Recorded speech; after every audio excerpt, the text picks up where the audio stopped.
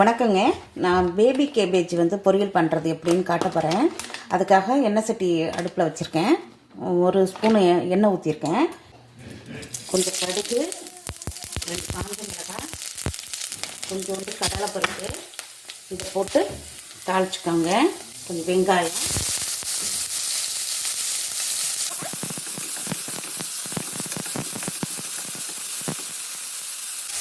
இந்த baby cabbage இப்படி தான் இருக்கும். இதை நான் பொடி பண்ணி வச்சுருக்கேன், நறுக்கி வச்சுருக்கேன், பொடியை நறுக்கி வச்சுருக்கேன். அதை இதில் சேர்த்துக்குவோம். நான் கழுவிட்டு தான் வாஷ் பண்ணிவிட்டு அரிஞ்சு வச்சுருக்கேன். கொஞ்சம் வதக்கி விடுவோம். இந்த பொரியலுக்கு தேவையான உப்பு கம்மியாகவே போட்டுக்கோங்க. பத்தலைன்னா மறுபடியும் போட்டுக்கலாம். போன தடவை நான் செய்யும்போது இதில் கொஞ்சம் தண்ணி தெளிச்சு விட்டேன். அதனால் கொஞ்சம் சொதன்னு இருந்துச்சு.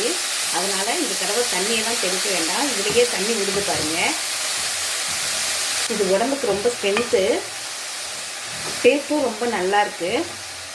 இது நான் இந்தியாவில் சமைச்சதில்லை, இங்கே தான் சமைக்கிறேன். அடுத்த மீடியமாக வச்சுட்டு கொஞ்சம் நேரம் மூடி வைக்கட்டும். ரொம்ப சீக்கிரம் ஆகிடும் இந்த பொரியல். எவ்வளோ தண்ணி விட்டுருக்கு பார்த்தீங்களா? நல்லா வெந்துட்டு இப்போது தேங்காய் திருவி போட்டு இறக்கிற வேண்டியதான்.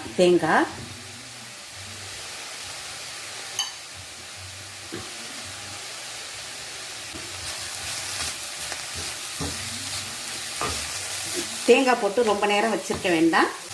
ஸ்டவ் ஆஃப் பண்ணிடலாம். ஆஃப் பண்ணிவிட்டு இதை இன்னொரு பாத்திரத்துக்கு மாற்றிக்கலாம். இப்போ இன்னொரு பாத்திரத்துக்கு மாற்றி வச்சாச்சு. ரொம்ப டேஸ்ட்டாக இருக்குது. நீங்களும் இதே மாதிரி ஒரு தடவை செஞ்சு பாருங்கள். தேங்க்யூ.